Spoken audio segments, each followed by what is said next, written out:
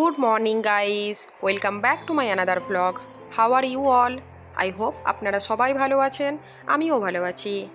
প্রত্যেক দিনের মতোই ঘুম থেকে উঠে আমাকে সোজা কিচেন রুমে চলে আসতে হয়। আজও আমি চলে এসেছি, সকালবেলায় ফ্রেশ হয়ে নিয়েছিলাম, তারপর সোজা কিচেন রুমে চলে এসেছি হাজব্যান্ডের জন্য নাস্তা, মেয়ের জন্য টিফিন বানানোর জন্য। এখন ঠিক সকাল 7টা বাজে। আমি বেসিক্যালি আমার হাজব্যান্ডের জন্য যেই নাস্তা বানাই মেয়েকেও সেটাই দিয়ে থাকি, কারণ আমার মেয়ে খুব একটা খেতে ভালোবাসে না। তো আমি চেষ্টা করি ওকে একটু হেলদি আর একটু ভারী কোনো খাবার দিতে। তো সেই জন্যই হাজব্যান্ডের নাস্তাটাই আমি ওকে দিয়ে থাকি। বেসিক্যালি পরোটা, রুটি, কখনো লুচি, কখনো ব্রেড, অবশ্যই ব্রেডটা আটার, এইসবই দিয়ে থাকি। কখনো মাখানা রোস্ট করে একটু নাট বাদাম দিয়ে। তো যাই হোক, আমি ময়দাটা খুব একটা ইউজ করি না, মানে যতটা পারি একটু এড়িয়ে চলি, কারণ ময়দা অবভিয়াসলি হেলদি নয়। তার জন্য আমি আটাটাতেই মানে কখনো লুচি আটার, কখনো পরোটা আটার, মানে যা কিছুই করি না কেন আটারই করি। তো আজও আটারই পরোটা করে নিচ্ছি। আর পরোটাতে কোট হিসাবে যেমন ঘি ইউজ করি, সেঁকার জন্য ঘি ইউজ করি, কারণ যেহেতু মেয়েকে টিফিন দিই, তো সেই জন্য আমি চেষ্টা করি ঘিটা দেওয়ার। আমার প্রত্যেক দিনেরই এটা একটা টেনশানের ব্যাপার থাকে যে মেয়ে টিফিন ফিনিশ করবে কি না, কারণ আমার মেয়ে 2 বছর থেকে স্কুল যাচ্ছে।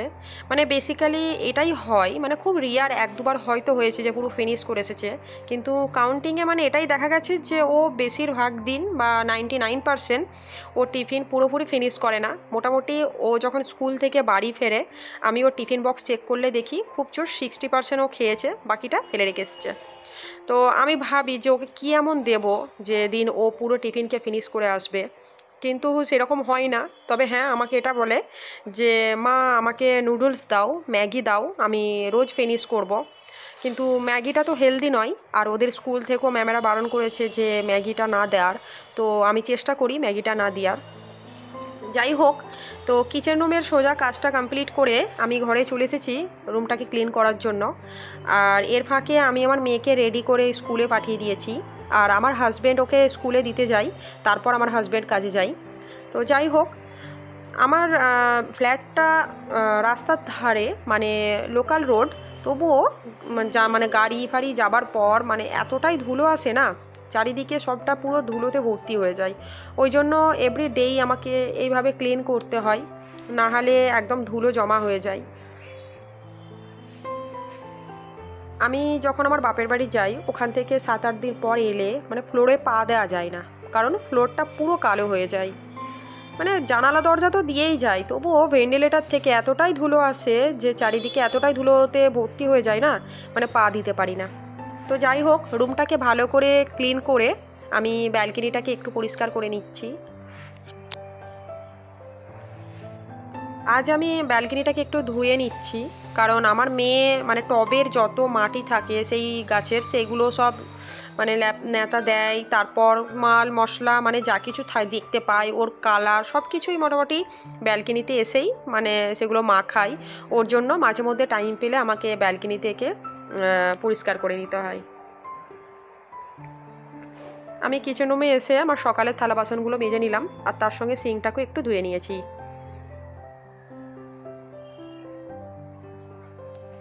আজকে আমি খুব সকাল থেকে কাজ শুরু করেছি, কারণ আজকে আমি একটু বিরিয়ানি বানাবো।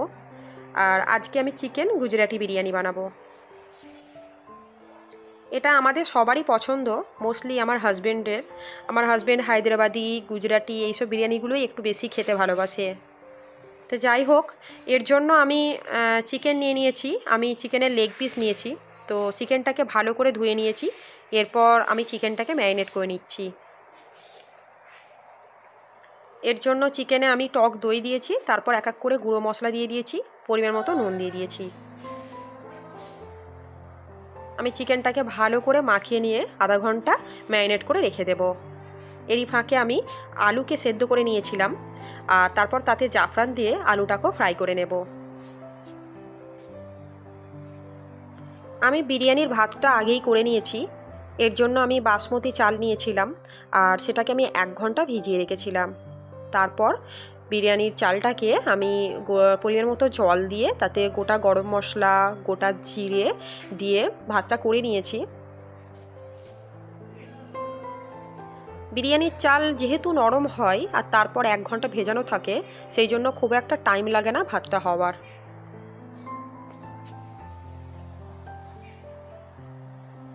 আমি চিকেনটাকে আধা ঘন্টা ম্যারিনেট করার পর আমি চিকেনটাকে রান্না করে নিচ্ছি। এর জন্য আমি কড়াইতে তেল দিয়ে দিয়েছি। এবার তেলেতে আমি ফোড়ন হিসাবে গোটা গরম মশলা আর গোটা গোলমরিচ কালো আর 2টো স্টার আর গোটা জিরে দিয়ে নিয়েছি। তারপর সেটাকে একটু ফ্রাই করে নিয়ে কোচানো পেঁয়াজ 3-4টে কাঁচা লঙ্কা চেরা দিয়ে একটু ভালো ফ্রাই করে নিয়েছি।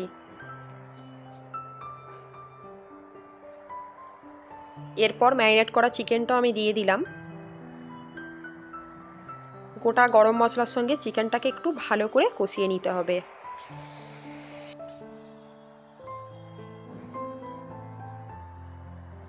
এরপর আমি একটা টমেটো কুচিও দিয়ে দিলাম। আবারও ভালো করে মিশিয়ে নেব টমেটোর সঙ্গে চিকেনটাকে। এরপর আমি কড়াটাকে ঢাকা দিয়ে লো মিডিয়ামে করে একটু কুক হতে দেব। এদিকে আমি পেঁয়াজ বেরেস্তা করে নিচ্ছি। আমি কিছুক্ষণ পর কড়ার ঢাকনাটা খুলে দেখলাম চিকেনের একটা নিজস্ব জল থাকে, সেই জন্য প্রথম পর্যায়ে চিকেনেতে জল দেওয়া লাগে না, কারণ চিকেনের যে জলটা বেরোয় সেটাতেই চিকেন 50% সেদ্ধ হয়ে যায়। এরপর আমি একটু গুঁড়ো মশলাও দিয়ে দিলাম, গরম মশলা।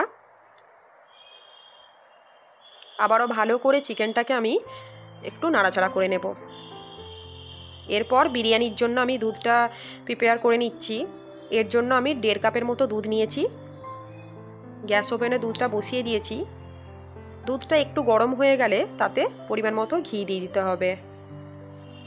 বিরিয়ানিতে ঘিটা একটু বেশিই লাগে, তবে যারা খুব একটা বেশি ঘি খেতে ভালোবাসে না তারা কম দিতে পারে। এরপর আমি বিরিয়ানি মশলা দিয়ে দিলাম। আমার চিকেনের জলটা যতক্ষণ না পুরো টেনে নিচ্ছে ততক্ষণ আমি একটু নাড়াচাড়া করে নেব চিকেনটাকে। আমার জলটা টেনে নেওয়ার পর আমি যেই পাত্রে চিকেনটা ম্যারিনেট করেছিলাম সেই পাত্রেই জল ধুয়ে আমি জলটা দিয়ে দিলাম চিকেনে।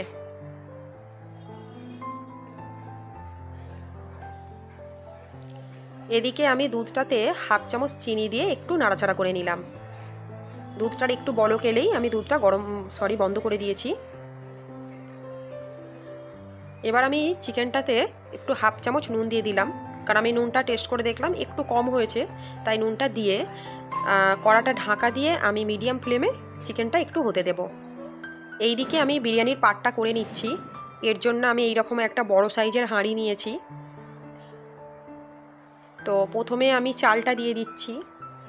অনেকেই প্রথমে চিকেন দেয় তারপর চাল দেয়, কিন্তু আমি প্রথমে ভাত দিচ্ছি, তারপর উপর থেকে এইরকম সেদ্ধ করা আলুটা দিয়ে দেবো, সেদ্ধ করে ভেজে রাখা আলুটা। এরপর উপর থেকে চিকেন দেব। ধনেপাতা কুচিটা আমি চিকেনে দিয়ে দিলাম। আমার চিকেনটা একদম রেডি। আমি গ্যাসের ফ্লেমটা বন্ধ করে দিয়েছি। এবার উপর থেকে চিকেনটা আমি ছড়িয়ে দিচ্ছি। এবার আবারও আমি উপর থেকে ভেজে রাখা আলুটা দিয়ে দিলাম। আমি আবারও উপর থেকে ভাত ছড়িয়ে দিলাম।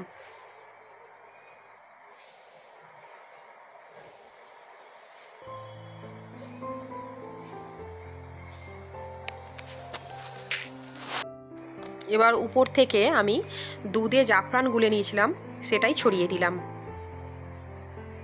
এবার বিরিয়ানির মশলা আর ঘি মাখানো দুধটা উপর থেকে ছড়িয়ে দিলাম।